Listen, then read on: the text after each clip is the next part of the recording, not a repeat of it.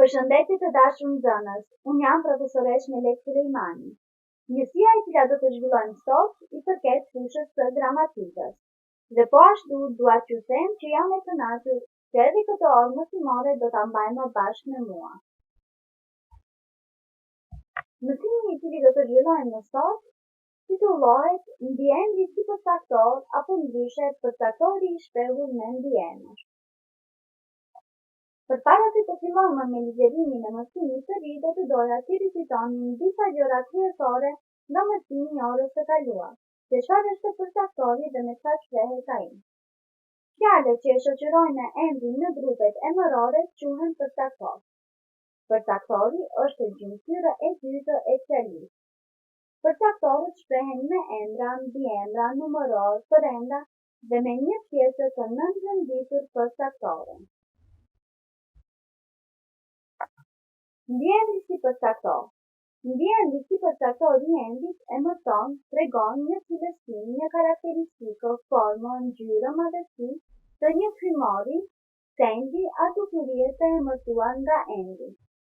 Ndjenjë i vendosur para ose pas endit, i cili është i lidhur ngushtë me endin, quhet edhe epitet i endit.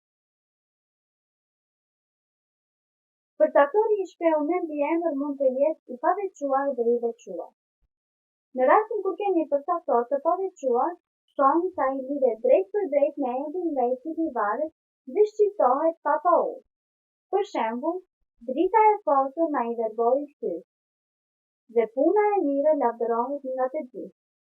Fjalët të cilat janë të nënvizuara në ngjyrë të kaltër janë përcaktor të shprehur me mbiemër. Dhe në rastin tjetër kemi përcaktor i cili shprehet në mënyrë të veçuar, kur nuk lidhet me emrin që përcakton. Duhet patur kujdes me intonacionin dhe në presjet që janë vendosur në këto fjali. I kënaqur shumë, trajneri fluturonte nga gëzimi dhe dini i dëshpëruar për flasi shkopin pas raftit. Ndjenjë kur është i veçuar prej endit shqiptohet me paull, ndërsa në gjuhën e shkruar ndahet me presje. Përcaktori i shprehur me mbiemër të nyshëm përshtatet me emrin në gjini, numër dhe në rast. Për shembull, djalë i mirë, vajzë e mirë, djali të mirë, vajzës të mirë, djem të mirë, vajza të mira, etc. Por kur shprehet me një mbiemër të panyshëm, përshtatet me emrin vetëm në gjini dhe në numër. Për shembull, djalë besnik, vajzë besnike, djem besnik, vajza besnike.